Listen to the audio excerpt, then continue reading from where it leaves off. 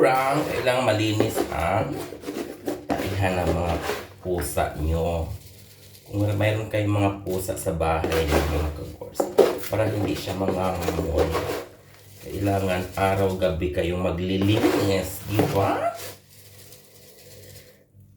Kung mga cat lovers kayo, ganito lagi ang ginagawa natin every day, every morning.